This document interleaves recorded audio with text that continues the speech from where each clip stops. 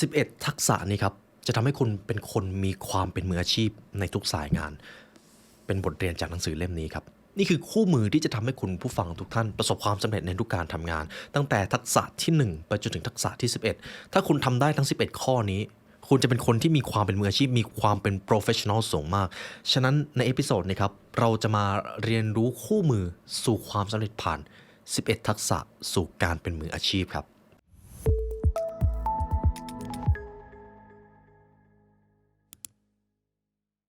ตำราสู่ความสำเร็จและเนื้อหาพิเศษจากเรา The Library Premium Content รับชมทั้ง2ช่องทางได้แล้ววันนี้ทั้ง YouTube Membership และ www.thelibrarylearn.com เพราะการเรียนรู้จะทำให้คุณเป็นอิสระในเอพิโซดนี้เราจะพูดถึงหนังสือ11ทักษะที่จะทำให้คุณผู้ฟังเป็นมืออาชีพครับคือผมมีโอกาสได้อ่านหนังสือเล่มนี้นะครับเป็นของคุณโคมายะคาซุโยชิเรื่องของความเป็นมืออาชีพโดยเฉพาะเรื่องของการทำงานนะครับจะหลีกหนีไม่พ้น11ทักษะนี้คุณผู้ฟังเชื่อผมหรือเปล่าเขาบอกว่าหนังสือเล่มนี้จะเป็นหนังสือที่ดีที่สุดจากความรู้เกี่ยวกับเรื่องของการทำงานที่ขายไปแล้วกว่า1 ล้านเล่มครับผมจะอธิบายคร่าวๆก่อนว่าทำไมทั้ง11ทักษะนี้ถึงจะทำให้คนกลายเป็นคนที่มีอาชีพได้คุณผู้ฟังเคยสงสัยไหมครับทำไมเวลาเกิดวิกฤตต่างๆจะมีคนกลุ่มหนึ่งถูก lay off หรือถูกเอาออกขณะคนอีกกลุ่มได้ไปต่อทำไมเวลาทำผลงานคนกลุ่มหนึ่งได้ก้าวหน้าได้เลื่อนขั้นแต่คนอีกกลุ่มกลับย่ำอยู่กับที่คุณผู้ฟังสงสัยไหมครับว่าจริงๆแล้วเป็นเพราะอะไรมันขึ้นอยู่กับสกิลหรือทักษะของคนคนนั้นครับถ้าคุณผู้ฟังฝึกตามนี้ได้อย่างเชี่ยวชาญคุณจะเป็นคนที่อยู่เหนือค่าเฉลี่ยและแน่นอนความสำเร็จก็จะเป็นสิ่งที่ตามมาเรามาเริ่มกันแบบนี้เลยครับทักษะที่1ครับทักษะด้านตัวเลขไม่ว่าคุณผู้ฟังจะทำงานเกี่ยวกับเรื่องอะไรก็ตามถ้าคุณใช้ตัวเลขเป็นนะครับคุณจะดูเป็นคนที่มีความเชี่ยวชาญคุณเป็นคนที่มีความน่าเชื่อถือเดี๋ยวผมจะยกตัวอย่างให้ฟังสมมติว่าผมเป็นลูกน้องคุณผู้ฟังแล้วครับแล้วต้องการนำเสนอถึงแนวทางการพัฒนาธุรกิจท่านผู้บริหารครับพอดีผมเห็นว่าธุรกิจของเรายังสามารถเติบโตได้อีกหากเทียบกับอัตราการเติบโตของตลาดยังมีโอกาสก้าวหน้าได้อีกเยอะมากเลยครับอันนี้คือรูปแบบที่1รูปแบบที่2ท่านผู้บริหารครับดูจากสภาวะแนวโน้มเศรษฐกิจตอนนี้ในไตรมาสที่2ของเรายังมีโอกาสสามารถเติบโตในตลาดนี้ได้อีก 20% โดยเฉพาะอย่างยิ่งเมื่อ GDP ของประเทศเราอยู่ที่200 ล้าน US ดอลลาร์สหรัฐดังนั้นผมจึงสามารถคาดการณ์ได้ว่าเราจะโตอีก 20% ครับคุณผู้ฟังคิดว่ารูปแบบไหนดูเป็นมีความมืออาชีพมากกว่ากันครับซึ่งตัวเลขเมื่อกี้ผมเองนะครับไม่ต้องเชื่อจริงนี่แหละครับคือเหตุผลที่ว่าทำไมถ้าคุณมีตัวเลขในการนำเสนอคุณจะกลายเป็นคนที่มีความเป็นมืออาชีพโดยเฉพาะอย่างยิ่งครับถ้าคุณผู้ฟังทำงานส่วนใดก็ตามแล้วต้องการเลื่อนขั้นไปเป็นผู้บริหารคุณจะเริ่มไม่เจอตัวอักษรแล้วคุณจะเริ่มเจอตัวเลขบ่อยมากผมจำได้ว่าผมเคยไปดูทีมงานการตลาดทำนะครับเขาจะพูดเป็นตัวเลขค่อนข้างเยอะโดยเฉพาะฝ่ายที่เป็น Chief หรือฝ่ายบริหารหรืออีกตัวอย่างหนึ่งครับเวลาผมนำเสนอธุรกิจใหญ่ๆนะครับในตอนนี้ GDP ประเทศไทยอยู่ที่17.9 ล้านบาทและในปี2566 GDP ของเราขยายตัวเพียงแค่ 1.9% จากที่คาดการไว้ที่2ถึง 2.2% ดังนั้นจะเห็นได้ว่าสำหรับแนวโน้มเศรษฐกิจในตอนนี้อาจจะยังไม่ได้สดใสอย่างที่คิดหากเราสามารถผลักดันส่วนที่สำคัญของประเทศได้ทั้งด้านการท่องเที่ยวสาธารณสุขหรือการทำให้ซอฟต์พาวเวอร์ของคนไทยกระจายไปต่างประเทศได้มากขึ้นตัวเลข GDP อาจจะถึง 2.5% ก็ได้ถ้าเราจริงจังกับเรื่องนี้มากขึ้นเห็นไหมครับคุณผู้ฟังการนำเสนอของผมเพียงแค่เอาตัวเลขมาประกอบมันก็ดูมีอะไรมากขึ้นแล้วดังนั้นครับผมว่าทักษะนี้จะทำให้คุณแตกต่างเวลานำเสนอหรือเวลาทำงานเรื่องอะไรจำตัวเลขที่สำคัญที่มันเกี่ยวข้องกับงานของคุณไว้จะทำให้คุณได้เปรียบครับแล้วอีกศิลปะการดูตัวเลขอีกแขนงหนึ่งซึ่งมันสำคัญมากสำหรับบางท่านนะครับที่ทำงานที่มันเป็นหน่วยปฏิบัติการจริงๆก็อาจจะไม่ได้ต้องสนใจเรื่องนี้สักเท่าไหร่แต่วันหนึ่งเมื่อคุณต้องกลายเป็นผู้นำเป็นผู้บริหารเป็นเจ้าของกิจการสิ่งนี้ไม่ว่าคุณจะชอบหรือไม่ชอบคุณก็ต้องรู้ครับสิ่งนั้นคืองบการเงินครับใช่ครับผมกำลังพูดถึงวิชาบัญชีในหนังสือเล่มนี้เขาบอกว่าการที่คุณรู้วิธีดูตัวเลขทางบัญชี จะทำให้คุณได้เปรียบและสามารถคาดการณ์สิ่งที่จะเกิดขึ้นได้หากคุณดูไม่เป็นทุกอย่างมันจะเกิดขึ้นจากอารมณ์และสัญชาตญาณทั้งหมดเลยซึ่งแน่นอนครับการบริหารมันก็จะยากแบบทวีคูณการดูงบการเงินจะมี3ส่วนตรงนี้ผมจะไม่ลงลึกมากแต่สิ่งที่คุณจะต้องรู้คือ1งบดุลครับงบดุลคืองบที่แสดงถึงทรัพย์สินและหนี้สินของบริษัทงบดุลหมายถึงรายงานทางบัญชีที่แสดงรายละเอียดแนวทางการใช้เงินครับดังนั้นงบดุลมันเป็นเสมือนตัวแปรที่ช่วยให้คุณมองเห็นความมั่งคั่งในระยะสั้นระยะกลางและระยะยาวของบริษัทซึ่งสิ่งนี้คุณสามารถฝึกอ่านได้นะครับในอินเทอร์เน็ตมีสอนส่วนอีกตัวหนึ่งก็คืองบกำไรขาดทุนอันนี้ตรงตัวครับธุรกิจของคุณงานที่คุณทำอยู่บริษัทของคุณได้กำไรหรือขาดทุนคุณผู้ฟังใช่ไหมครับถ้าสมมติคุณเป็นพนักงานที่เพิ่งเข้ามาใหม่แล้วคุณอ่านตัวเลขงบการเงินของบริษัทได้สมมติคุณเห็นแล้วว่าบริษัทของคุณกำลังขาดทุนเพราะใช้งบกับเรื่องนี้มากเกินไปแล้วคุณเอาตัวเลขนี้ไปเสนอผู้บริหารแล้วบอกว่าจากที่ผมได้ตรวจสอบงบการเงินของบริษัทตอนนี้เห็นได้ชัดเลยว่าเรากำลังเสียค่าใช้จ่ายไปกับการรับประทานอาหารกับลูกค้ามากจนเกินไปบางทีเราอาจจะลดงบประมาณตรงนี้ลงก็ได้นะครับเพราะตัวเลขมันไม่สมเหตุสมผลกับผลประโยชน์ที่เราได้รับมาเห็นไหมครับพอคุณมีตัวเลขไปเสนอความน่าเชื่อถือเป็นยังไงครับโอ้โหเพิ่มขึ้นมหาศาลกับอีกตัวหนึ่งคืองบกระแสเงินสดงบกระแสเงินสดทำไมถึงสำคัญคุณผู้ฟังใช่ไหมครับว่าองค์กรที่ขาดทุนสามารถอยู่ได้แต่องค์กรที่ขาดกระแสเงินสดจะล้มละลายแม้จะมีกำไรทางตัวเลขบัญชีก็ตามการเข้าใจเรื่องของกระแสเงินสดว่าคุณได้ออเดอร์หรือได้รับการจ้างงานหรือได้รับการซื้อจากลูกค้าแต่ก็ใช่ว่าคุณจะได้เงินจากช่วงเวลานั้นซึ่งช่องว่างระหว่างตรงนี้แหละครับทำบริษัทเจ๊งมานักต่อนักแล้วถ้าคุณรู้ในสิ่งนี้หากคุณทำงานกับองค์กรเอกชนแล้วรู้ว่าการซื้อมาขายไปโอ้โหจ่ายเงินต้องจ่ายทันทีแต่กว่าจะได้รับเงินมามันนานมากเลยคุณก็อาจจะพอขอเจรจาในเรื่องนี้ได้หรือส่งสัญญาณเตือนทีมบริหารได้ว่าเราอาจกำลังจะเจอปัญหาเรื่องของกระแสเงินสดเราพอจะแก้ปัญหานี้อย่างไรได้บ้างแค่ข้อนี้ก็ทำให้คุณดูเป็นมืออาชีพมากแล้วครับคุณผู้ฟังเชื่อหรือเปล่าทีนี้ผมจะจบเรื่องของทักษะตัวเลขไว้นะครับเพราะผมเชื่อว่าหลายท่านก็หลับในวิชาเลขผมเองก็เป็นหนึ่งในนั้นครับบทที่2ครับทักษะการค้นพบการค้นพบในที่นี้ก็คือการสังเกตนั่นเองครับคนที่ช่างสังเกตนะครับจะเป็นคนที่มองเห็นโอกาสได้ฉับไวแล้วในอนาคตเขามักจะทำบางสิ่งบางอย่างที่คนอื่นไม่คิดไม่ฝันได้การสังเกตในที่นี้ทำไมมันถึงสำคัญการสังเกตจะทำให้คุณค้นพบบางสิ่งบางอย่างในชีวิตซึ่งบางครั้งการค้นพบนั้นอาจจะทำให้คุณประสบความสำเร็จก็ได้เขาบอกว่ามันจะมีเทคนิคและแนวคิดวิธีการสร้างทักษะช่างสังเกตแบบนี้ครับอย่างแรกเลยคือมองให้มากเข้าไว้ครับมองครับเวลาคุณผู้ฟังอยู่นอกสถานที่หลายท่านอาจจะชอบก้มมองโทรศัพท์ใช่ไหมครับผมลองท้าให้ทุกท่านเปลี่ยนดูลองมองบุคลิกของคนรอบตัวที่เดินอยู่ในบริเวณนั้นลองมองสิ่งของลองมองธรรมชาติรอบตัวแล้วก็สังเกตจริงๆจังๆดูคุณผู้ฟังเชื่อไหมครับคุณจะค้นพบความคิดหรือปรัชญาบางอย่างในช่วงเวลานั้นเขาบอกว่ายกตัวอย่างนะครับผู้เขียนท่านนี้เคยรับการตัดชิ้นเนื้อเนื่องจากพบเนื้องอกเล็กๆที่ปอดแพทย์สังเกตครับแพทย์สังเกตเห็นเขาก็ถามว่าทำไมแพทย์มองเห็นเนื้องอกซึ่งมันเล็กมากที่มันอยู่ตรงปอดของผมแพทย์ตอบว่าอะไรรู้ไหมครับเขาบอกว่าเป็นเพราะพวกเรามองสิ่งปกติมานักต่อนักเราเห็นปอดปกติมาเยอะมากเราจึงรู้ว่าหากมันมีอะไรผิดปกติเล็กๆน้อยๆเราจะรู้ได้ทันทีเป็นเพราะเรามองให้เยอะเข้าไว้นั่นเองนี่คือวิธีที่1วิธีที่2ลองมองแล้วก็เปรียบเทียบกับสิ่งทั่วไปที่คุณได้พบเจอดูยกตัวอย่างนะครับเวลาผมไปต่างประเทศสิ่งหนึ่งที่ผมชอบมากแล้วมันทำให้ผมมีทักษะการสังเกตก็คือ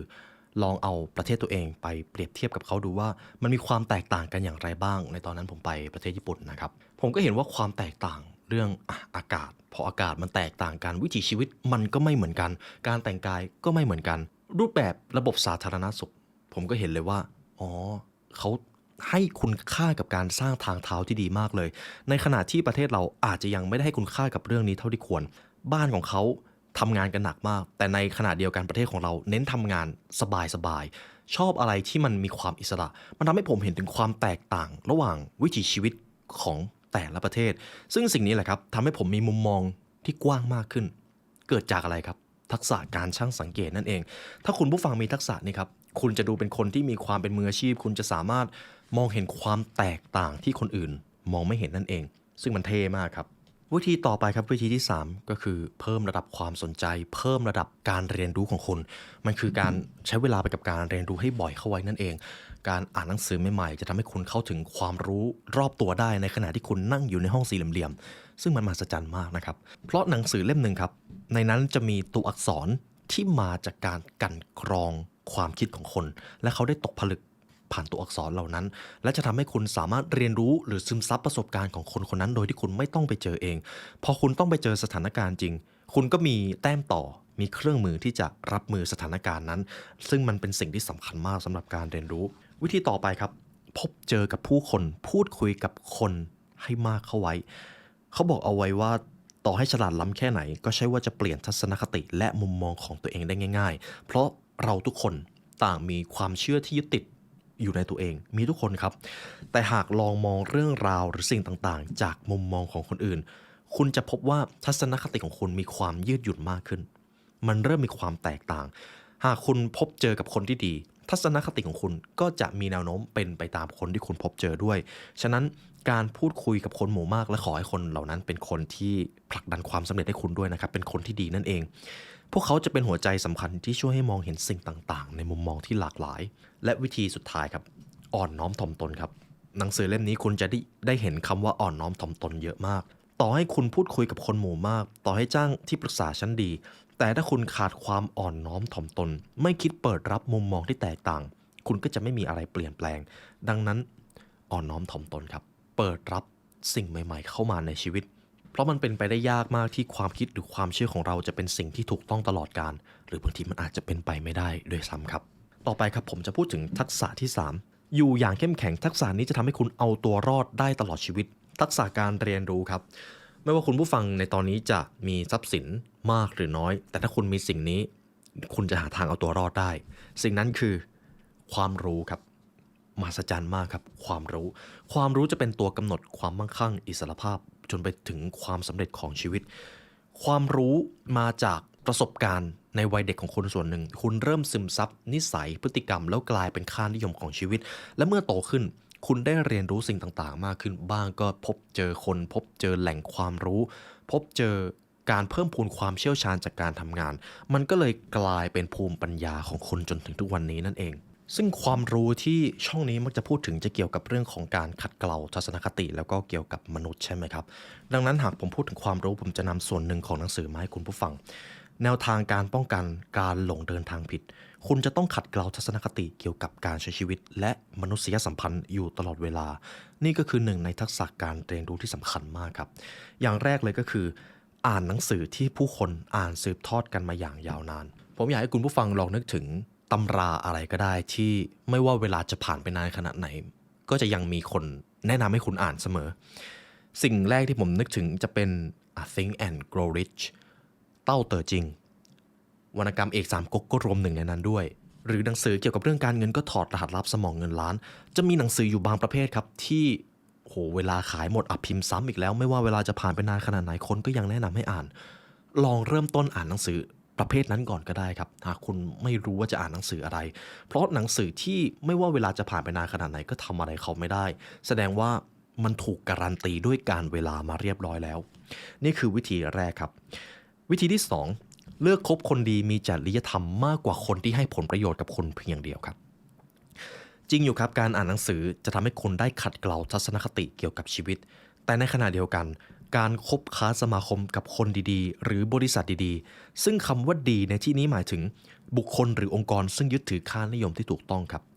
หากคุณคบกับคนกลุ่มนี้มากๆเข้าคุณก็จะเป็นคนที่ดีคุณก็จะมีความสุขเพราะความสุขและความทุกข์ของคุณขึ้นอยู่กับสภาพแวดล้อมทางความสัมพันธ์ครับ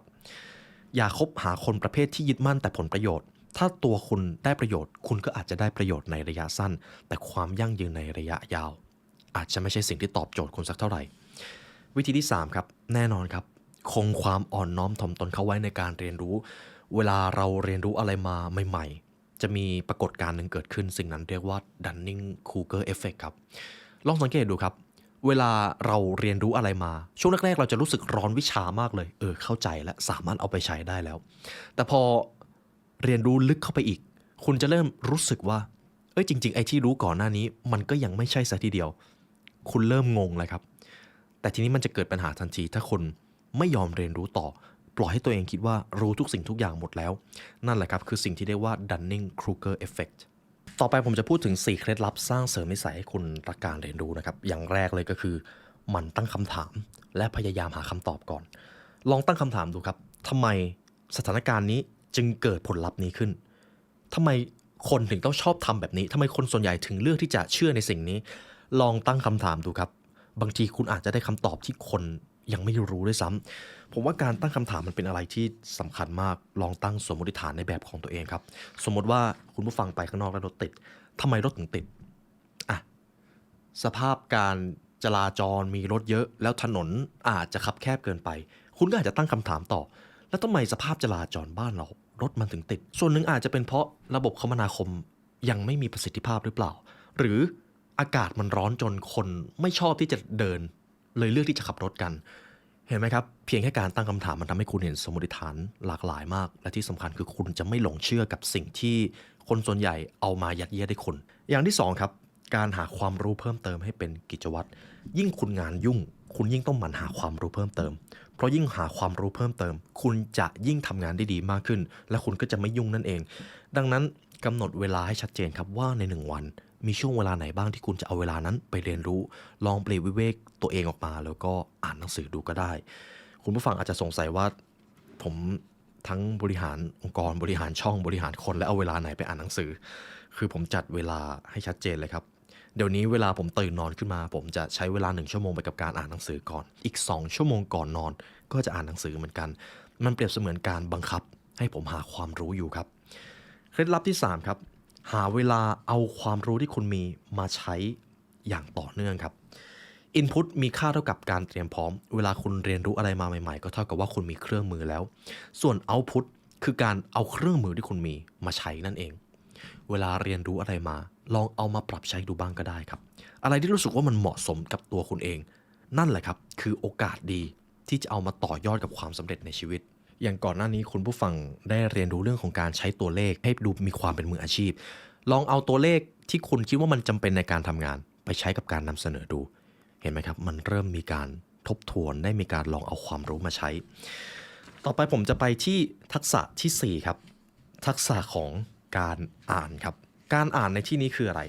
เขาบอกการอ่านมันจะมีอยู่หลายระดับมากแต่สิ่งที่สำคัญก็คือคุณผู้ฟังผมจะย้อนกลับไปตั้งแต่สมัยบรรพบุรุษของเราเลยคุณผู้ฟังเชื่อไหมครับว่าการที่มนุษย์สามารถวิวัฒนาการแบบก้าวกระโดดในช่วง 50,000 ปีที่แล้วมาได้สิ่งสำคัญอย่างหนึ่งเป็นเพราะเรารู้หนังสือครับรู้หนังสือทำไมการรู้หนังสือจึงสำคัญในยุคแรกเริ่มของเรานะครับสมมติคุณผู้ฟังมีความเชี่ยวชาญอะไรมากเลยแต่ในตอนนั้นเราไม่มีภาษาเราไม่มีหนังสือเราไม่รู้จะถ่ายทอดออกไปยังไงพอคุณตายไปความเชี่ยวชาญมันก็หายไปด้วยแต่พอถึงจุดหนึ่งที่มนุษย์เริ่มถ่ายทอดความรู้ผ่านตัวอักษรได้ผมเชี่ยวชาญเรื่องหนึ่งผมเขียนลงไปว่าหากอยากจะเก่งเรื่องนี้จะต้องรู้อะไรบ้างแล้วทีนี้พอผมตายไปคนรุ่นหลังก็สามารถมาเรียนรู้ความเชี่ยวชาญของผมได้โดยที่ไม่ต้องลองผิดลองถูกด้วยตัวเองทีนี้แหละครับมันเริ่มเกิดการทบทวีความเชี่ยวชาญทบทวีการก้าวกระโดดทางความคิดมากขึ้นเพราะเราอ่านออกเขียนได้นั่นเองดังนั้นหากพูดถึงเรื่องของทักษะการอ่านผมอาจจะไม่ได้ลงลึกนะครับแต่สิ่งสำคัญก็คือคุณต้องอ่านครับอ่านหนังสืออ่านข้อมูลที่สำคัญได้หรือเปล่าโดยเฉพาะการอ่านสิ่งที่มันเกี่ยวข้องกับการพัฒนาชีวิตของคุณให้ประสบความสำเร็จประโยคอันคลาสสิกครับตัวตนของคุณจะขึ้นอยู่กับเพื่อนที่คุณคบหนังสือที่คุณอ่านและก็สภาพแวดล้อมที่คุณอยู่ซึ่งหนังสือที่คุณอ่านก็เป็นอีกตัวหนึ่งที่จะกำหนดว่าอนาคตที่มันจะเกิดขึ้นอีก1 ปีหรืออีกทศวรรษนี้มันจะเป็นอย่างไรขึ้นอยู่กับหนังสือที่คุณอ่านครับต่อไปครับทักษะที่5ทักษะการบริหารเวลาครับทักษะนี้คือสิ่งที่จะกำหนดได้ว่าคุณใช้ทรัพยากรที่มีจำกัดมากที่สุดในชีวิตได้อย่างคุ้มค่าหรือไม่คือเรื่องของการบริหารเวลาครับทุกวันนี้เราอาจจะรู้สึกว่าความยุ่งมันเป็นเรื่องของรูปธรรมที่จับต้องได้แต่จริงๆความยุ่งส่วนใหญ่เป็นเรื่องของความรู้สึกครับเรามักจะรู้สึกยุ่งแต่หากเอางานมาคลี่ออกดูจริง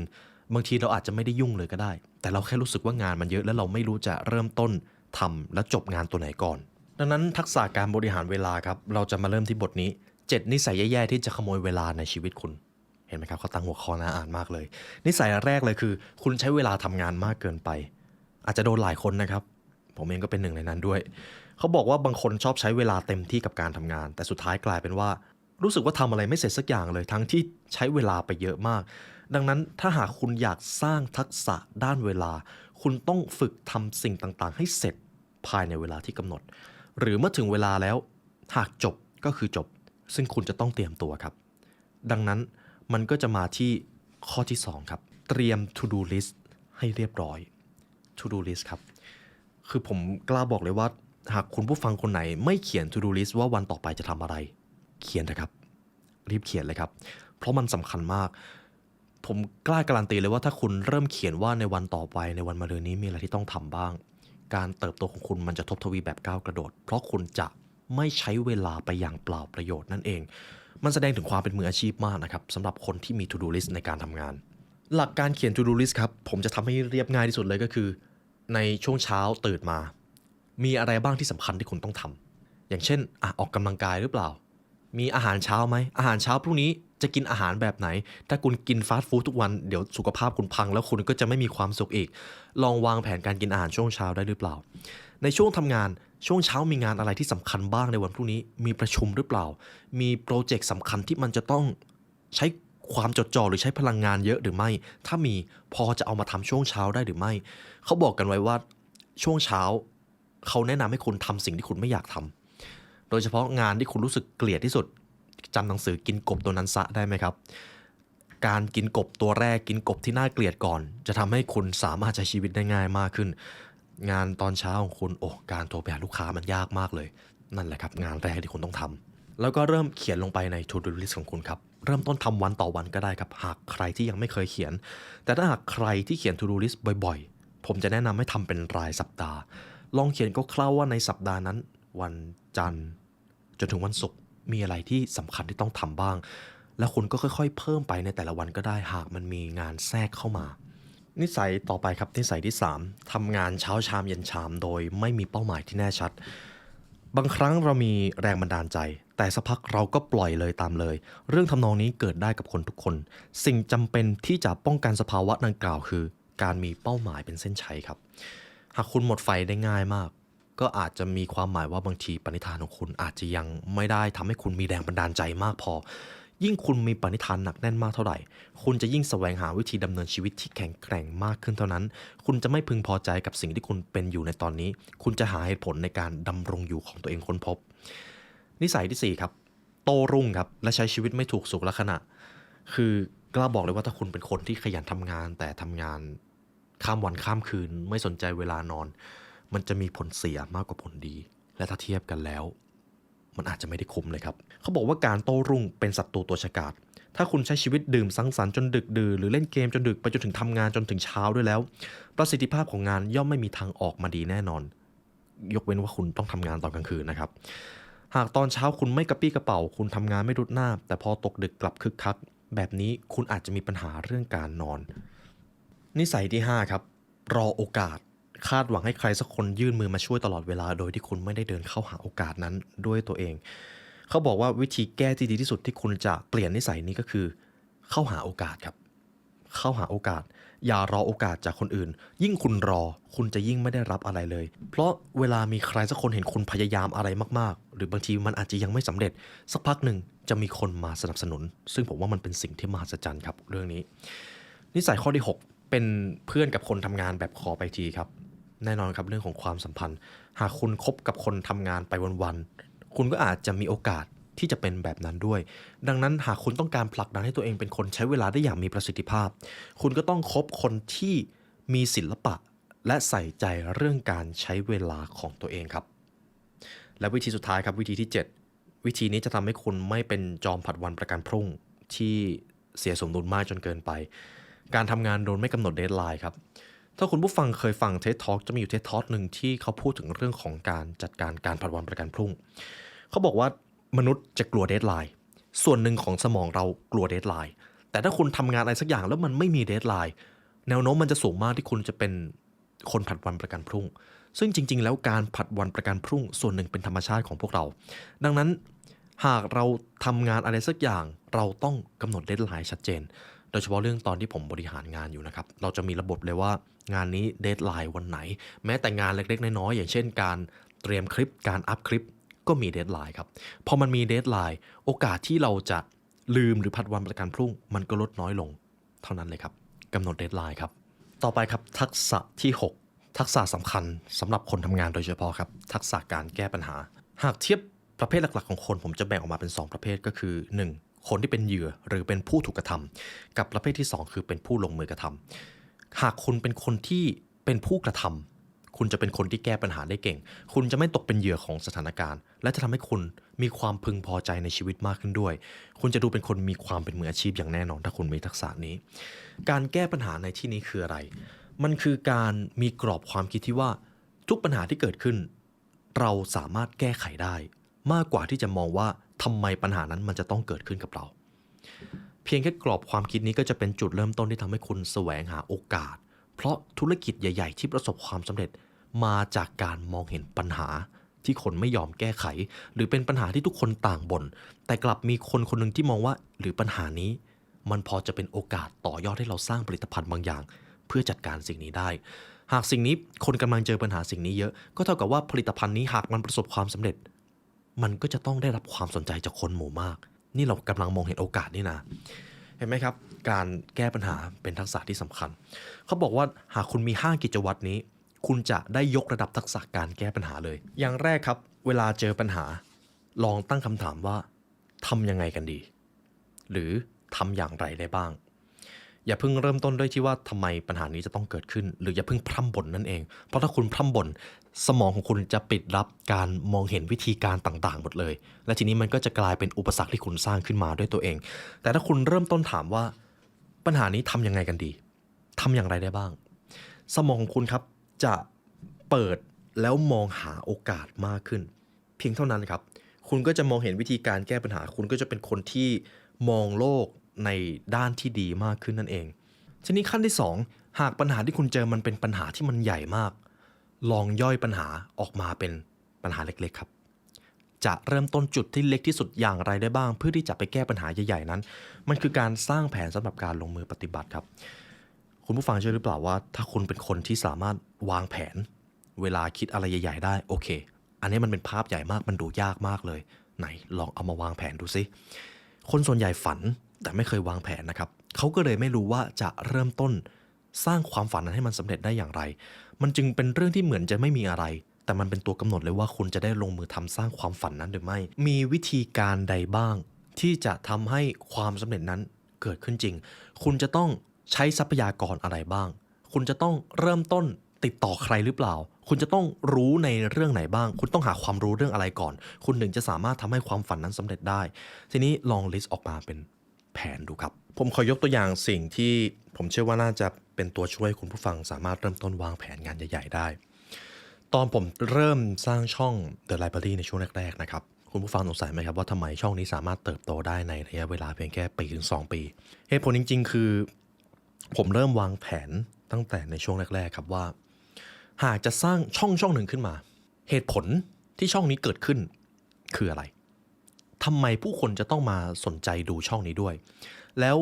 สิ่งที่เขาจะได้รับจากการที่เอาเวลามาดูช่องนี้คืออะไรผมลิสต์ออกมาเลยครับว่าการที่คนมาดูช่องนี้เขาจะได้เกี่ยวกับเรื่องของความรู้การพัฒนาตัวเองซึ่งเหตุผลที่เราสร้างช่องนี้ขึ้นมาเพราะเราเชื่อในความรู้เราเชื่อในการเรียนรู้จะทำให้คนพบเจออิสรภาพในชีวิตแล้วความรู้เหล่านั้นหลายครั้งเรามักจะพบในหนังสือจึงเป็นเหตุผลที่ว่าทำไมเราถึงนำหนังสือมาสรุปในช่องนี้อยู่บ่อยเห็นไหมครับพอมันมีแผนทีนี้มีแผนการต่อแล้วการพัฒนาวิธีการทำช่องมีอะไรบ้างแรกเริ่มจะใช้อุปกรณ์อะไรผมก็เริ่มมาก่อนมีไมโครโฟนมีตอนนั้นมีโทรศัพท์แล้วมีช่วงหนึ่งต้องการพัฒนาช่องต่อก็ลิสต์ออกมาจะใช้อุปกรณ์ไหนเพิ่มอีกกล้องมีหรือเปล่าไมโครโฟนเพิ่มได้หรือเปล่าตอนนั้นเริ่มมีคอมแล้วเพราะต้องมีการประชุมผ่านซูมทีนี้พอช่องเติบโตเริ่มมีการบริหารเป็นธุรกิจถ้าหากช่องเติบโตผมคงไม่สามารถเอาเวลาตัวผมคนเดียวทำทุกอย่างได้จ้างคนเพิ่มได้หรือเปล่า รวมทีมได้หรือเปล่าแล้วถ้ารวมทีมจะต้องมีความรู้ในด้านใดบ้างอย่างแรกที่ผุดเข้ามาเลยก็คือความเป็นผู้นำการบริหารคนจะฝึกฝนเรื่องของการบริหารคนได้อย่างไรอ่านตำราเกี่ยวกับความเป็นผู้นำผมเริ่มมีแผนแล้วมีช่วงเวลาใดบ้างที่ผมจะมาฝึกเรื่องความเป็นผู้นำแล้วหากเอาคนเข้ามา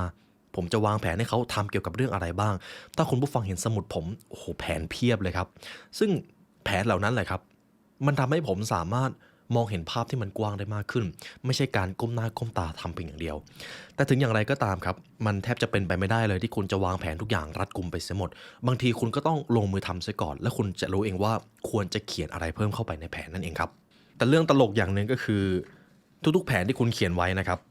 มันจะไม่ค่อยมีอะไรเป็นไปตามแผนหรอกครับแต่คุณจะต้องมีแผนเพราะมันจะทำให้คุณไม่หลุดจากทิศทางที่คุณจะไปต่อไปครับทักษะที่ 7ทักษะการคิดริเริ่มครับยังจำได้ไหมครับจุดประสงค์ที่เราเรียนรู้หนังสือเล่มนี้ก็คือทำให้คุณผู้ฟังมีความเป็นมืออาชีพมากขึ้นหากคุณมีสิ่งนี้คุณจะไต่เต้าและเลื่อนตำแหน่งได้อย่างก้าวกระโดดการคิดริเริ่มครับสิ่งหนึ่งที่ผมเห็นได้ชัดเลยก็คือใครที่มีความคิดในการริเริ่มโปรเจกต์ใหม่ๆมีความสามารถในการเอาไอเดียมานำเสนอถึงแม้เขาจะยังไม่ได้สร้างผลงานอะไรแต่คนแบบนั้นจะเป็นคนที่มีมูลค่าสูงมากครับเพราะความคิดของเขาครับความคิดของเขาสามารถมองเห็นโอกาสต่างๆมากมายได้ในขณะที่คนธรรมดาแล้วกันครับทำงานหนักก็จริงแต่ไม่ได้มีความคิดริเริ่มอะไรทำไปเรื่อยๆทำไปวันๆสิ่งที่มันเกิดขึ้นก็คือคนกลุ่มนั้นจะถูกแทนที่ได้ง่ายมูลค่าตัวเขามันก็ลดน้อยลงผมมีเรื่องราวหนึ่งที่ผมเคยได้เรียนรู้ในช่วงประมาณปีที่แล้วการทำงานนะครับหากคุณใช้ร่างกายส่วนที่มันอยู่เหนือบ่าขึ้นไปส่วนนั้นมันจะทำให้คุณมีมูลค่าที่สูงแต่ถ้าการทำงานนั้นใช้เพียงแค่ส่วนบ่าลงไปมูลค่างานนั้นมันจะน้อยครับงานที่ต้องใช้แรงงานมันเหนื่อยมากเลยมันใช้ร่างกายเยอะมากเลยแต่มันไม่ได้ค่อยใช้ส่วนบนเท่าไหร่มูลค่ามันก็เลยไม่เยอะเท่าที่ควรแต่วิศวกรครับวิศวกรคือเขาใช้ส่วนบนเยอะมากคิดคำนวณวางแผนหรือบางทีต้องมีการจัดการเรื่องคนด้วยค่าตัวเป็นยังไงครับสูงชะลูดครับสูงลิ่วเลยนักบินเป็นอีกอาชีพหนึ่งที่ใช้ร่างกายส่วนบนเยอะมากที่เลยบ่าขึ้นไปใช้ความคิดใช้ความจำต้องเข้าใจภาษาจะต้องสื่อสารได้อย่างชัดเจนมีการใช้ปากด้วยค่าตัวเป็นอย่างไรครับสูงใช่ไหมครับนี่แหละครับทักษะความคิดริเริ่มจะทำให้คุณมีโอกาสได้ใช้ร่างกายส่วนที่อยู่เหนือกว่าบ่าขึ้นไปแล้วมันจะทำให้มูลค่าตัวของคุณสูงขึ้นอย่างมหาศาลและต่อไปนี้คือ11กิจวัตรที่จะช่วยยกระดับทักษะการคิดริเริ่มให้คุณผู้ฟังครับอย่างแรกก็คือลองใช้เวลาเดินทางไปยังสถานที่ที่คุณไม่เคยไปดูครับถ้าคุณเป็นคนชอบเดินทางคุณจะเข้าใจเรื่องนี้ดีว่าเวลาไปที่ใหม่ๆถิ่นใหม่ๆที่คุณไม่รู้จักเลยโดยเฉพาะต่างประเทศโดยเฉพาะอย่างยิ่งถ้าคุณสื่อสารอะไรไม่ได้ใช้ระบบคมนาคมของเขาไม่เป็นคุณกำลังออกจากคอมฟอร์ตโซนที่มันยิ่งใหญ่มากณช่วงเวลานั้นแล้วมันก็จะทำให้คุณมีความคิดริเริ่มเพราะคุณต้องเอาตัวรอดลองทำแบบนี้ได้หรือเปล่าลองคุยกับคนนี้ดูสิลองเข้าหาคนนี้ดูที่นี่จะเอาตัวรอดจากตรงนี้ได้อย่างไรช่วงเวลานั้นแหละครับความคิดริเริ่มของคุณจะเปล่งประกายด้วยการถูกบังคับอย่างที่สองครับหมั่นเพิ่มพูนความรู้อยู่เสมอยิ่งคุณมีความรู้มากขึ้นทั้งการอ่านการฟังพอดแคสต์ที่ทุกท่านทำอยู่การเรียนรู้จากคนที่เขาสำเร็จแน่นอนครับความรู้ในลิ้นชักของคุณมันก็จะเพิ่มขึ้นพอคุณมีความรู้เพิ่มขึ้นคุณก็พอจะรู้ได้ว่าสถานการณ์นี้ต่อยอดอย่างไรดีเอาเครื่องมือไหนมาใช้ดีคุณจะไม่ค่อยบ่นว่าทำไมเหตุการณ์แบบนี้มันจะต้องเกิดขึ้นด้วยกิจวัตรที่3พบปะผู้คนให้มากเข้าไว้ครับโดยไม่ตัดสินเขาก่อนอย่าเพิ่งตัดสินว่าชอบหรือเกลียดคนคนนั้นบางทีลองทำความเข้าใจกับทุกๆคนที่คุณพบเจอดู1คนก็ไม่ต่างจาก1ดินแดนที่คุณได้พบยิ่งคุณเรียนรู้คนให้มากเข้าไว้ทัศนคติของคุณมันก็จะยิ่งเปิดรับมากขึ้นคุณจึงควรพบปะผู้คนในสาขาอาชีพต่างๆให้มากเข้าไว้กับข้อต่อไปครับลงทุนกับประสบการณ์การอ่านหนังสือการพบปะผู้คนหรือการเดินทางไปยังสถานที่ต่างๆบางทีมันก็มีค่าใช้จ่ายใช่ไหมครับแต่หนังสือเล่มนี้แนะนำแบบนี้ครับมันจะเป็นเรื่องน่าเสียดายหากคุณมัวแต่อ้างว่าไม่มีเงินหรือทำงานได้และเก็บเงินไม่เอาไปลงทุนกับประสบการณ์เลยในช่วงยังหนุ่มสาวเราควรใช้เงินหาประสบการณ์ให้กับตัวเองประสบการณ์จะนำมาซึ่งความคิดริเริ่มคุณสามารถใช้เงินจำนวนหนึ่งไป เรียนคอร์สหรือพบปะผู้คนได้หรือเปล่าลองใช้เงินจำนวนหนึ่งซื้อหนังสือใหม่ๆเข้าบ้านได้หรือเปล่าลองใช้เงินจำนวนหนึ่งออกไปเดินทางสถานที่ใหม่ๆได้บ้างหรือไม่แล้วเชื่อหน่อยครับมันจะมีผลกำไรบางอย่างหวนกลับมาหาคุณหลายเท่า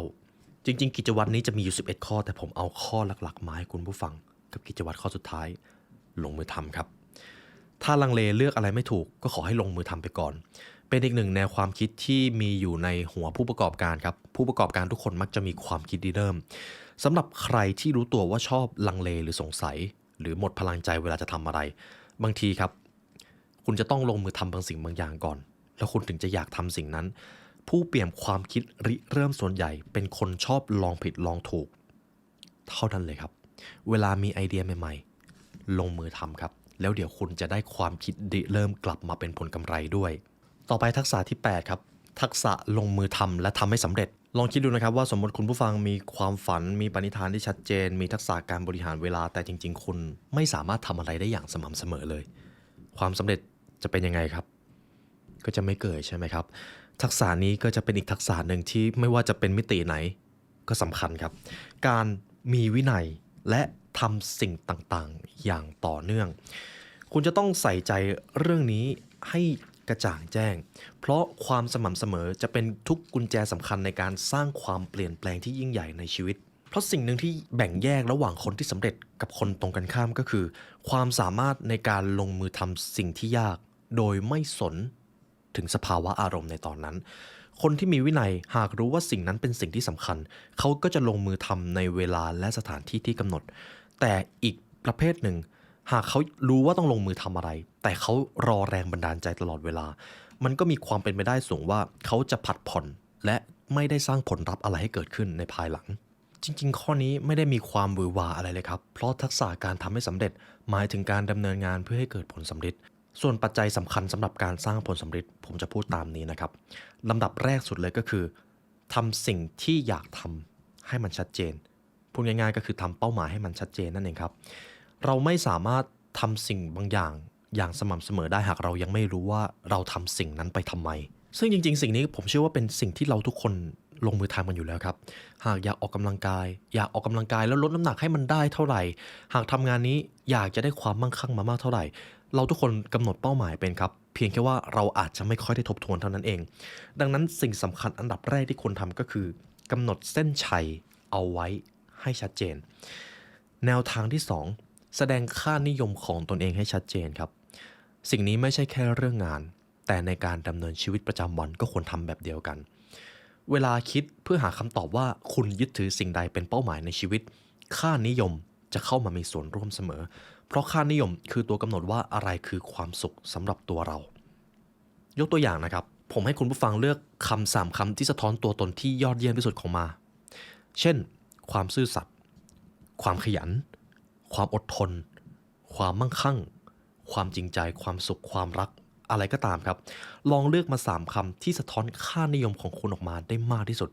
แล้วคำ3คำนั้นแหละครับมันจะมีผลกับคุณอยู่ตลอดเวลาแล้วมันจะต้องสอดคล้องกับเป้าหมายของคุณด้วยหากเป้าหมายของคุณบังคับให้คุณต้องละทิ้งค่านิยมของตัวเองมันเกิดความย้อนแย้งกันมันก็เป็นไปได้ยากที่คุณจะมีไฟในการทำสิ่งนั้นอย่างสม่ำเสมอหรือพูดได้อีกอย่างครับเป้าหมายไม่ควรเป็นสิ่งที่ทำให้คุณต้องละทิ้งความสุขนั่นเองเพราะถ้าคุณต้องละทิ้งความสุขเพื่อสำเร็จกับบางเป้าหมายบางทีมันอาจจะไม่คุ้มก็ได้ครับเอาละครับทักษะที่9ครับทักษะขัดเกลาเสน่ห์ที่จะทำให้คุณเก่งคนครับทักษะด้านบุคคลครับนักธุรกิจที่ประสบความสำเร็จมักเป็นที่รักและรู้จักสร้างคนหรือขับเคลื่อนคนยิ่งหน้าที่การงานขยับสูงเท่าไหร่ทักษะด้านบุคคลจะยิ่งมีบทบาทมากขึ้นเท่านั้นนะครับความสามารถเป็นสิ่งจำเป็นสำหรับคนทำงานจริงอยู่ครับแต่แค่นั้นยังไม่พอเพราะลองสังเกตดูดีๆครับปัญหาที่มันเกิดขึ้นในงานมันมักจะไม่ได้มาจากงานแต่มันมักจะมาจากคนเพราะหากปัญหานั้นเกี่ยวกับงานอีกหน่อยคุณก็หาทางแก้ปัญหาได้แต่ถ้ามันมาจากคนคุณจะมืดแปดด้านเพราะของแบบนี้ตบมือข้างเดียวไม่ดังการคบหากับคนที่มีทักษะด้านบุคคลสูงจะช่วยทำให้คุณ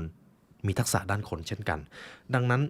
ผมจะเอา12เงื่อนไขสำคัญของทักษะเก่งคนมาให้คุณผู้ฟังอย่างแรกครับสังเกตและเอาใจใส่เรื่องเล็กๆน้อยๆมันคือการสังเกตคนครับต้องยอมรับว่าคนที่มีทักษะเก่งคนนะครับ เขาจะสังเกตเห็นและรู้จักเอาใจใส่ในเรื่องเล็กๆน้อยๆเพราะแบบนี้แหละครับพวกเขาจึงเข้าใจความละเอียดอ่อนทางอารมณ์หากคุณเป็นคนใส่ใจอารมณ์ของคนก็มีความเป็นไปได้ว่าคุณจะชอบสังเกตคนสังเกตน้ำเสียงเขาสังเกตบุคลิกของเขาบางทีคนนี้ชอบมองนาฬิกามากเลยเขารีบหรือเปล่าเห็นไหมครับมันคือทักษะด้านการสังเกตครับดังนั้นหากคุณจำเป็นต้องใช้ทักษะด้านคนเริ่มที่ตรงนี้ครับสังเกตความเปลี่ยนแปลงในหน้างานสังเกตความผิดปกติเล็กๆน้อยๆเกี่ยวกับอารมณ์ของคนรอบตัวต่อไปเงื่อนไขที่2คิดในแง่บวกครับแน่นอนคุณผู้ฟังทุกคนต่างอยากอยู่กับคนที่มองโลกในแง่ดีแล้วก็ส่งแรงบันดาลใจที่ดีให้กับคุณแต่ก็ต้องยอมรับว่ามันก็ไม่ใช่ตลอดเวลาใช่ไหมครับที่เราจะได้เจอคนที่ดีบางทีเราเจอคนที่ท็อกซิกเป็นพิษกับเราทำให้เราเสียแรงบันดาลใจผมเชื่อว่าทุกคนเจอสถานการณ์แบบนั้นคนคิดลบมักชอบคิดหาเหตุผลว่าทำไมจึงทำไม่ได้และไม่ยอมลงมือทำในขณะที่คนที่คิดในแง่บวกจะรู้จักนำสิ่งที่คิดมาปฏิบัติเขาจะร่าเริงแจ่มใสผิดกับนักวิจารณ์ดังนั้นคุณจะต้องเป็นคนที่มองโลกในแง่ของโอกาสไม่ได้มองโลกในแง่ดีแบบสุดโต่งนะครับมองโอกาสให้แรงบันดาลใจผู้อื่นหากในการทำงานมีความผิดพลาดลองเป็นคนที่บอกว่าไม่เป็นไรเดี๋ยวเรามาแก้ปัญหาตรงนี้กันลองทำแบบนั้นดูได้หรือเปล่าในขณะที่บางคนอาจจะกล่าวโทษหรือกล่าวทับถมอีกคนหนึ่งไปเลยอย่าได้เป็นแบบนั้นครับนั่นคือทักษะของผู้ที่ไม่เก่งคนเสียเลยเงื่อนไขที่3คนที่เก่งคนจะไม่ประนีประนอมในสิ่งที่ไม่ยอมรับเขาบอกว่าคนเก่งคนนะครับจะไม่ยอมประนีประนอมกับเรื่องที่เป็นสาระสำคัญเพราะบุคคลกลุ่มนี้ยึดมั่นในค่านิยมและวิธีคิดที่เป็นคุณธรรมยกตัวอย่างเช่นหากลูกน้องพูดจาตีสนิทเจ้านายมันก็เป็นเรื่องไม่สมควรพฤติกรรมดังกล่าวสำหรับคนที่เก่งคนจะเรียกลูกน้องมาตักเตือนทันทีจะไม่ปล่อยให้สิ่งนี้กลายเป็นสิ่งที่ลอยผ่านไปโดยไม่มีใครทำอะไรคือต้องยอมรับว่าบางทีหากคุณอยากเก่งคนก็ใช่ว่าคุณจะต้องทำให้ทุกคนรักครับมันเป็นไปไม่ได้บางสิ่งบางอย่างที่มันผิดคุณต้องกล้าเตือนกล้าให้คำแนะนำเขาซึ่งแน่นอนครับถ้าคุณผู้ฟังเป็นผู้นำคนสำหรับบางคนมันยากมากแต่ต้องทำเพราะนี่คือหน้าที่ของผู้นำครับผู้นำจึงต้องเก่งคนนั่นเองเงื่อนไขที่4เปิดใจรับฟังครับการรู้จักรับฟังผู้อื่นด้วยความอ่อนน้อมถ่อมตนเป็นสิ่งที่สำคัญมากหากคุณต้องการสร้างทักษะของบุคคลในชีวิตรอบตัวของคุณจะมีไม่กี่คนหรอกครับที่ฟังคุณโดยไม่ขัดแต่ใครก็ตามที่ฟังคุณพูดโดยไม่ขัดคุณจะรู้สึกดีกับเขาเพราะเขาใส่ใจคนนั่นเองครับย้อนกลับไปเงื่อนไขที่1ต่อไปข้อที่5คนที่เก่งคนจะไม่สร้างภาพและไม่ตระหนี่ทีเหนียวผู้มีทักษะด้านบุคคลจะไม่งกนั่นเองครับแต่ก็จะไม่ได้ใช้เงินสุรุ่ยสุร่ายเพื่อสร้างภาพลักษณ์ให้ตนเองเป็นคนรู้จักใช้เงินและเวลาเพื่อผู้อื่นโดยไม่อวดอ้างเขาจะไม่ทำสิ่งต่างๆเพื่อสร้างภาพลักษณ์ให้ตนเองเอาไว้คุยนั่นเองเงื่อนไขที่6มีจุดยืนหนักแน่นแต่ไม่ยกตนข่มท่านครับสังเกตว่าคนที่เก่งคนครับเขาจะมีจุดยืนที่หนักแน่นเขาจะมีเอกลักษณ์บางอย่างเป็นของตัวเองแต่เขาก็ไม่ได้ยึดติดกับจุดยืนนั้นจนกลายเป็นความหยิ่งทะนงอีกทั้งมักแสดงกิริยาท่าทางสบายๆชวนให้คนรอบข้างรู้สึกสบายใจครับเงื่อนไขข้อที่7มีทักษะการตัดสินใจผู้มีทักษะด้านคนจะตัดสินใจสิ่งต่างๆได้อย่างถูกต้องเพราะมีความเชื่อมั่นและใช้ความเชื่อมั่นเป็นบรรทัดฐานในการวิเคราะห์เมื่อต้องตัดสินใจครับคือต้องยอมรับว่าถ้าคุณเป็นคนตัดสินใจช้าหรือลังเลตลอดเวลามันจะกลายเป็นปัญหามากเมื่อคุณต้องเป็นผู้นำคนเงื่อนไขที่8ครับหนักแน่นสุขุมไม่หวั่นไหวต่อสถานการณ์ที่เกิดขึ้นได้ง่ายจนเกินไปลองคิดถึงผู้นำ2 คนครับคนแรกเวลาเจอปัญหาด่าก่อนเลยแพนิคก่อนเลยกับอีกคนหนึ่งเจอสถานการณ์เดียวกันเลยแต่ยังคงความสุขุมไว้ได้ยังค่อยๆคิดค่อยๆช่วยกันตัดสินใจคุณอยากทำงานกับใครมากกว่ากันแน่นอนครับผมเชื่อว่าเกือบทุกคนตอบแบบประเภทที่2นี่แหละครับคือความหมายของคำว่าไม่หวั่นไหวง่ายเงื่อนไขที่9ไม่หยิ่งทะนงไม่ทำตัวหยิ่งยโสครับเมื่อไม่มีทักษะด้านบุคคลคนเรามักจะหลงลืมไปกับความสำเร็จต่างๆที่ผ่านเข้ามาได้ง่ายมันจึงเป็นเหตุผลที่ว่าทำไมคนบางคนเมื่อประสบความสำเร็จมักจะหยิ่งมักจะใช้ชีวิตแบบสุรุ่ยสุร่ายจนลืมกำพืชของตัวเองดังนั้นเงื่อนไขสำคัญของคนเก่งคนครับไม่ปล่อยให้ความยโสโอหังมากัดกร่อนจิตใจเงื่อนไขที่10ดุแต่ก็ใจดีครับการเข้มงวดเมื่อถึงคราวต้องเข้มงวดเป็นเรื่องปกติแต่ขณะเดียวกันก็ต้องไม่ลืมแสดงน้ำใจในฐานะมนุษย์คนหนึ่งคอยเป็นกำลังสนับสนุนและติดตามช่วยเหลือนี่คือความหมายของคำว่าดุแต่ก็ใจดี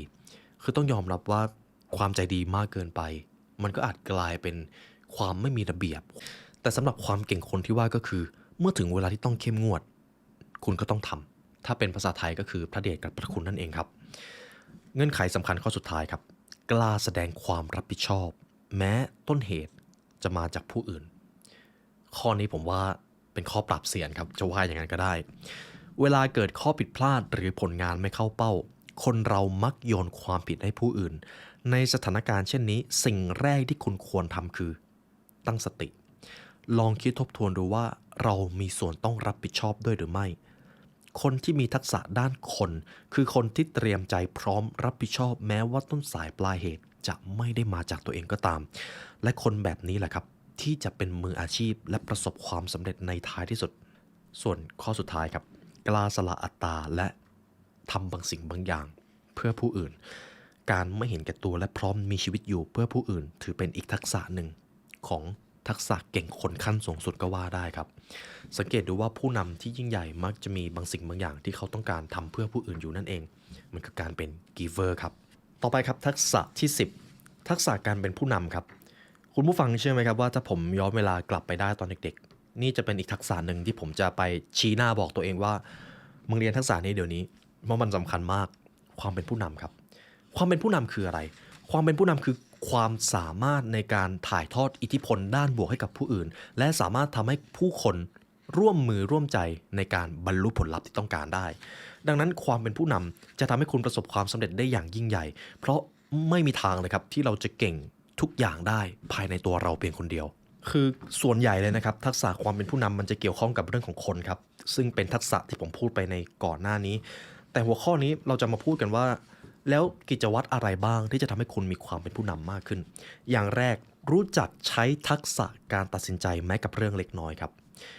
ชีวิตคนเราต้องเผชิญกับการตัดสินใจตลอดเวลาใช่ไหมครับเป็นร้อยเป็นพันเรื่องซึ่งการตัดสินใจให้ฉับไวเป็นอีกทักษะหนึ่งที่คุณต้องทำให้ได้การตัดสินใจคุณผู้ฟังใช่ไหมครับว่าบางคนเป็นคนไม่กล้าตัดสินใจนะครับหากไม่กล้าตัดสินใจในเรื่องเล็กๆน้อยๆเดี๋ยวพอเจอเรื่องที่มันใหญ่ๆมันจะกลายเป็นปัญหาในทันทีฝึกตัดสินใจเรื่องเล็กๆให้บ่อยเข้าไว้เช่นคุณจะขึ้นรถไฟขบวนนี้เวลาไหนคุณจะกินข้าวกับอะไรคุณจะไปร้านอาหารไหนวันนี้คุณจะแต่งตัวแบบไหน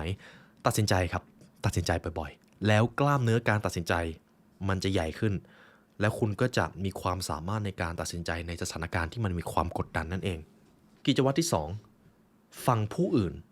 พร้อมจดบันทึกครับคุณผู้ฟังใช่ไหมครับถ้าวันหนึ่งคุณเป็นผู้นำแล้วคุณรับฟัง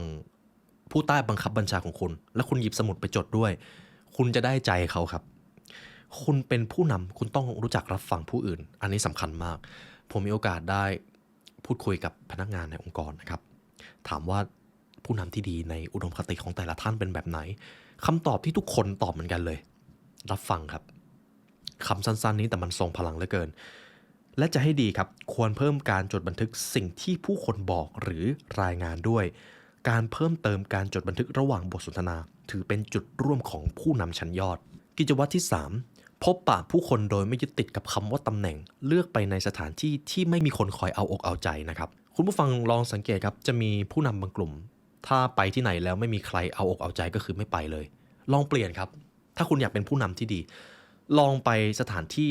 ที่ใดก็ได้ที่ไม่มีใครมาเอาอกเอาใจคุณเลยไปงานสัมมนาที่ไม่มีคนรู้จักคุณไปงานฟอรัมที่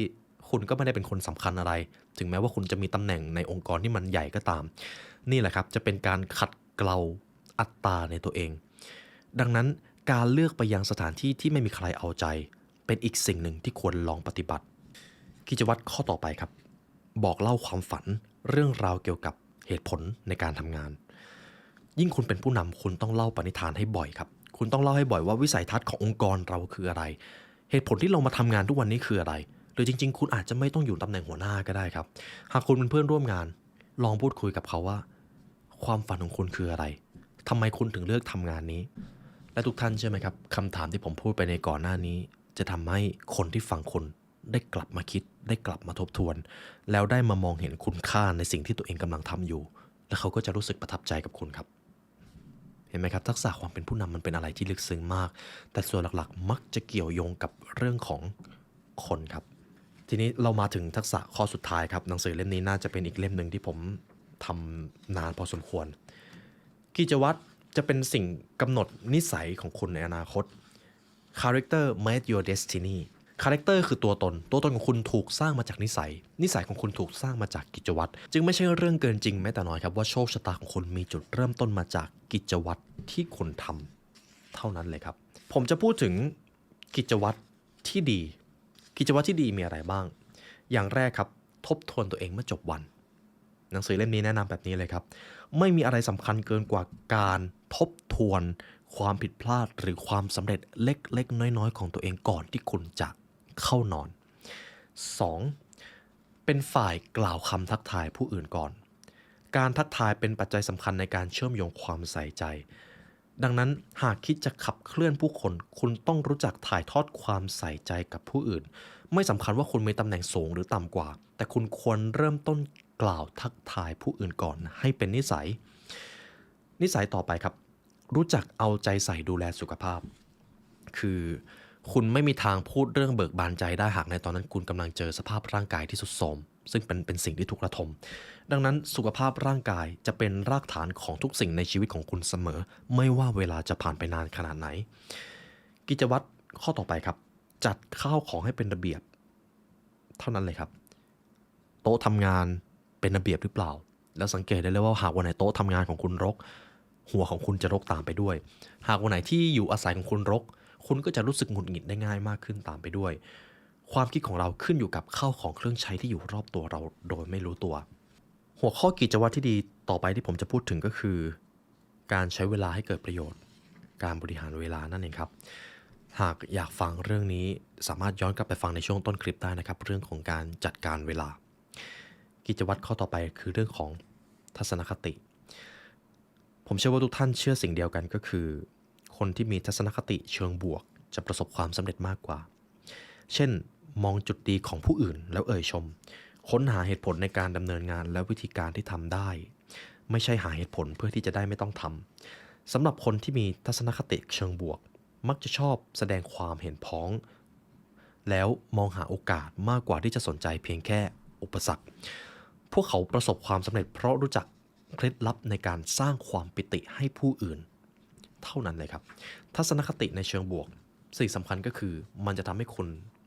เข้าใจความสุขในชีวิตมากขึ้นและคุณก็จะมีความสุขแล้วรางวัลอื่นๆมันก็จะตามมานั่นเองครับนี่ก็คือ11ทักษะที่ผมนำมาสรุปให้คุณผู้ฟังนะครับแต่ผมจะย้ำอีกครั้งว่า11ทักษะนั้นมีอะไรบ้างในเรื่องของ Input นะครับคือ1ทักษะด้านตัวเลข2การสังเกตการค้นพบ3การหมั่นเรียนรู้4การอ่านครับอ่านข้อมูลซึมซับประสบการณ์จากผู้อื่น5การบริหารเวลาส่วนของ Output ครับ6การแก้ปัญหา7การคิดริเริ่มทักษะที่8ครับการทำสิ่งต่างๆอย่างสม่ำเสมอและทำให้มันสำเร็จการมีวินัยนั่นเอง9ทักษะด้านคน10ครับทักษะการเป็นผู้นำและ11การบริหารกิจวัตรที่ดีในชีวิตของตัวเอง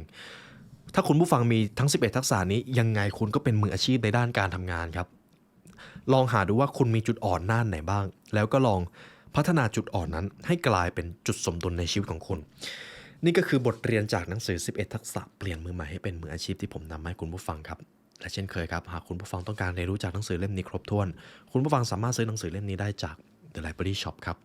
ในวันนี้ได้เวลาอันสมควรแล้วครับทีมงาน The Library เลยและตัวผมไลออนยุวศิลป์ขอลาไปก่อนขอให้วันนี้เป็นวันที่ยอดเยี่ยมของทุกท่านครับสวัสดีครับ